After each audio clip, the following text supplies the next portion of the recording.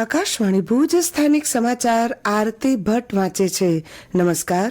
કચ્છના ગુનેરી ગામના 32 હેક્ટરથી વધુ વિસ્તારને ગુજરાતની પ્રથમ બાયોડાયવર્સિટી હેરિટેજ સાઇટ જાહેર કરાઈ છે. વન અને પર્યાવરણ વિભાગ અંતર્ગત ગુજરાત બાયોડાયવર્સિટી બોર્ડના જૈવિક વિવિધતાના સંરક્ષણ અને સંવર્ધન માટેના મહત્વના પગલારૂપે ગુનેરી ખાતેની આ ઇનલેન્ડ મેંગ્રુવ ગુનેરી સાઇટને બાયોડાયવર્સિટી હેરિટેજ સાઇટ તરીકે જાહેર કરાતા કચ્છની વિશેષ ઓળખમાં વધુ એક નજરાણું ઉમેરાયું છે. સામાન્ય રીતે મેંગ્રોવ એટલે કે ચેરિયા દરિયા કિનારે પાણીની અવરજવર હોય ત્યાં અથવા જ્યાં સતત કીચડ રહેતું હોય ત્યાં જોવા મળે છે. પરંતુ અરબી સમુદ્રથી 45 કિલોમીટરના અંતરે અને કોરી ક્રીકથી 4 કિલોમીટરના અંતરે આવેલ ગુનેરી ખાતેના આ ચેરિયા વિસ્તારમાં પાણી ક્યારેય આવતું નથી કે કીચડ કે દલદલ પણ જોવા મળતું નથી. સપાટ જમીન પર જ 32.78 હેક્ટર વિસ્તારમાં ચેરિયા અહીં જંગલની જેમ પથરાયેલા જોવા મળે છે, જે તેની વિશિષ્ટતા છે. જેથી આ જગ્યાનું સંરક્ષણ અને સંવર્ધન થાય તે માટે ગુજરાત સરકાર દ્વારા રાજ્યની પ્રથમ બાયોડાયવર્સિટી હેરિટેજ સાઇટ જાહેર કરવામાં આવી છે. જેના ભાગરૂપે આ યુનિક જગ્યા વિશે લોકોને માહિતગાર કરવાની સાથે સ્થાનિક લોકો અને વન વિભાગના કર્મચારીઓને ક્ષમતાવર્ધન તાલીમ આપવામાં આવશે. સાથે સ્થાનિક લોકોના હક અને વિશેષ અધિકારોનું ધ્યાન પણ રાખવામાં આવશે તેમ વન અને પર્યાવરણ વિભાગના જાહેરનામામાં જણાવાયું છે.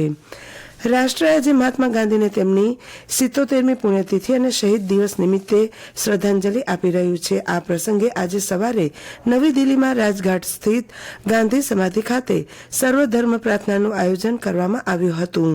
રાષ્ટ્રપતિ દ્રૌપદી મુર્મુએ રાષ્ટ્રીય રાજધાનીમાં મહાત્મા ગાંધીની સમાધિ પર પુષ્પાંજલિ અર્પણ કરી હતી. આ પ્રસંગે ઉપરાષ્ટ્રપતિ જગદીપ ધનખડ, પ્રધાનમંત્રી નરેન્દ્ર મોદી અને વિપક્ષના નેતા રાહુલ ગાંધીએ પણ મહાત્મા ગાંધીના સ્મારક પર પુષ્પાંજલિ અર્પણ કરી હતી.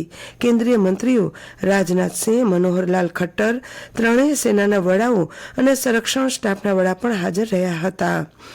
શહીદ દિવસ નિમિત્તે આજે કચ્છ સહિત સમગ્ર રાજ્યભર સવારે 11 વાગ્યે 2 મિનિટ સુધી મૌન પાળી શહીદોને શ્રદ્ધાંજલિ અર્પણ કરવામાં આવી હતી. ઉલ્લેખનીય છે કે દર વર્ષે 30 જાન્યુઆરીના દેશ મહાત્મા ગાંધીના જીવનને યાદ કરે છે.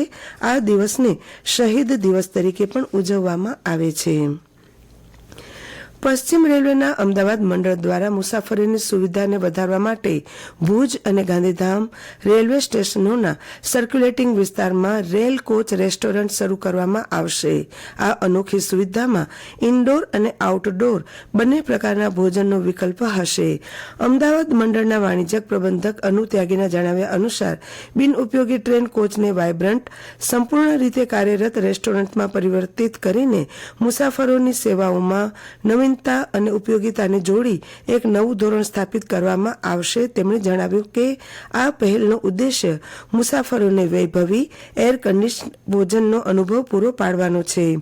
ભારતીય રેલવેના નવીન અભિગમ અંતર્ગત સંશોધિત કોચમાં અત્યાધુનિક ડિઝાઇન, એટેચ કિચન અને વિવિધ સ્વાદની માંગને પૂર્ણ કરવા માટે મેનુની સુવિધા હશે, જે બધા ભોજન કરનારાઓ માટે આનંદદાયક અનુભવ સુનિશ્ચિત કરશે.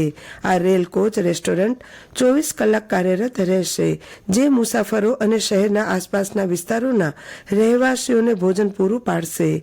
કાઉન્ટર પાર્સલની સુવિધા પણ આપવામાં આવશે, જેનાથી મુસાફરો હરતા ફરતા ઝડપથી ઓર્ડર આપી શકશે. ઉપરાંત આ રેસ્ટોરન્ટમાં બાળકો માટે ફન ઝોનનો પણ સમાવેશ કરવામાં આવશે.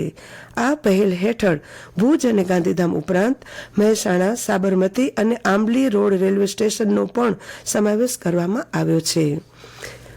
કચ્છ જિલ્લામાં કૃત્રિમ બીજદાનની હાથ ધરાયેલ કામગીરીની સમીક્ષા બાબતે આજે જિલ્લા કલેક્ટર અમિત અરોરાના અધ્યક્ષસ્થાને બેઠક યોજાઈ હતી. ગ્રામ્ય વિસ્તારોમાં પશુપાલકોની આવક વધારવા તેમજ પશુ ઓલાદ સુધારવા માટે કૃત્રિમ બીજદાન કવરેજ વધારવાની કામગીરી સઘન બનાવવા અંગે શ્રી અરોરાએ જરૂરી સૂચનાઓ આપી હતી. આ સાથે સ્થાનિક સમાચાર પૂરા થયા. નમસ્કાર.